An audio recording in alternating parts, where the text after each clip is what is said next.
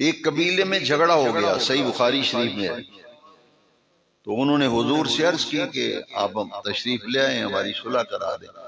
حضور جب تشریف لے گئے صلح کرانے کے لیے، تو جاتے وقت حضور نے حضرت ابوبکر صدیق سے فرمایا کہ اے ابو بکر، میں فلاں قبیلے میں صلح کرانے کے لیے جا رہا ہوں، اگر نماز کا وقت ہو جائے تو تم نماز پڑھا دینا۔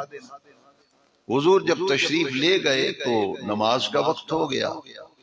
سیدنا ابوبکر صدیق سے صحابہ نے عرض کیا کہ حضور آپ کی ڈیوٹی لگا گئے، ذمہ داری سونپ گئے امامت کی، کہ تم نماز پڑھا دینا، تو آپ نماز پڑھائیے۔ صدیق اکبر رضی اللہ تعالیٰ عنہ مصلی پہ آئے اور نماز پڑھانے لگے۔ جب نماز شروع فرمائی اور نماز کی امامت فرما رہے تھے، اسی دوران نبی کریم علیہ السلام تشریف لے آئے۔ جماعت کے دوران حضور تشریف لے آئے۔ اب جب حضور جلوہ گر ہوئے، رونق افروز ہوئے، تو حضور جو آخری صف تھی اس کو حضور نے کراس کیا، اسے اگلی صف میں، اسے کراس کیا، اسے اگلی صف میں۔ تو جس صف میں سے حضور گزرتے تھے، صحیح بخاری شریف کے اندر آتا ہے کہ لوگ کیا کرتے تھے، فصفق الناس، لوگ تصفیق کرتے تھے۔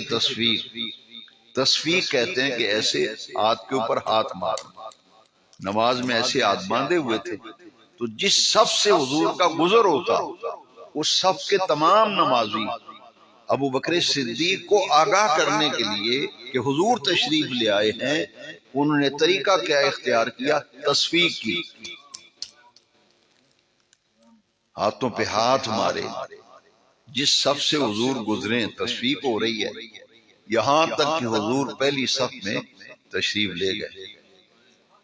تو حضرت سیدنا صدیق اکبر رضی اللہ تعالیٰ عنہ سمجھ گئے، جان گئے کہ حضور تشریف لے آئے ہیں، اور صحابہ تصفیق اس لیے کر رہے ہیں کہ ابو بکر کو اطلاع ہو جائے۔ تو ابو بکر صدیق نے مصلی چھوڑا اور پیچھے ہٹنے لگے۔ اب منظر یہ تھا کہ پہلی صف میں حضور تشریف لا چکے ہیں، صدیق نے مصلی چھوڑا ہے، پیچھے ہٹ رہے ہیں۔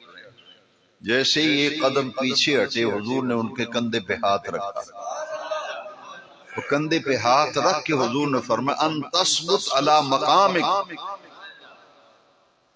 نماز کے اندر یہ سارا کام ہو رہا ہے،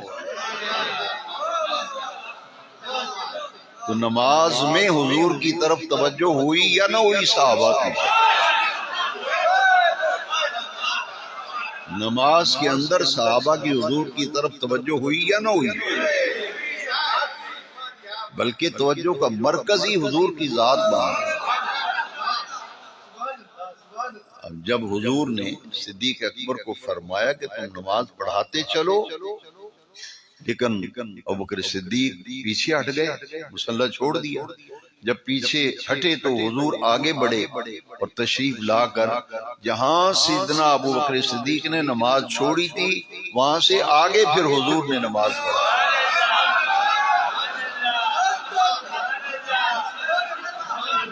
نئے سرے سے نماز دوبارہ نہیں شروع کرو، جہاں تک صدیق اکبر نے پڑھائی تھی اس سے آگے حضور نے نماز پڑھا۔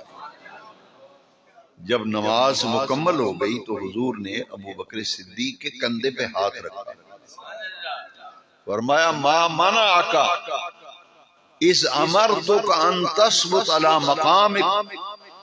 اے ابوبکر، جب میں نے خود تجھے کہا تھا کہ مصلی پہ کھڑا رہ، نماز پڑھاتا چل، تو نے کیوں مصلی چھوڑا، پیچھے کیوں ہٹ کے آ گیا؟ جب میں نے خود تجھے کہا تھا کہ نماز پڑھاتا چل۔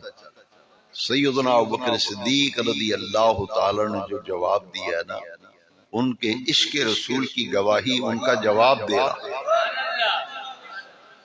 سیدنا ابوبکر صدیق رضی اللہ عنہ عرض کرتے ہیں ما کان لابن ابی قحافہ ان یصلی بین ید رسول اللہ صلی اللہ علیہ وسلم۔ ما کان لابی بکر نہیں فرمایا، ما کان لصدیق نہیں فرمایا، عاجزی کی انتہا کر دی. یہ نہیں کہا کہ ابو بکر کب اس قابل ہے، یہ نہیں کہا صدیق کب اس قابل ہے، کہا ابو بکر ابو قحافہ کا بیٹا، ابو قحافہ کا بیٹا کب اس لائق ہے کہ آپ تشریف لائیں اور وہ مصلی پہ کھڑا رہے.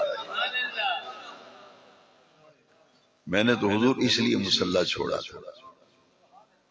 اس پر حضور نے صحابہ کرام سے فرمایا، اب حضور کی توجہ صحابہ کی طرف وہی فرمایا کہ آئندہ نماز میں ایسا معاملہ پیش آ جائے کہ امام کو آگاہ کرنا مقصود ہو تو تصفیق نہ کیا کرو، یا سبحان اللہ کہا کرو، یا الحمدللہ کہا کرو، یا اللہ اکبر کہا کرو.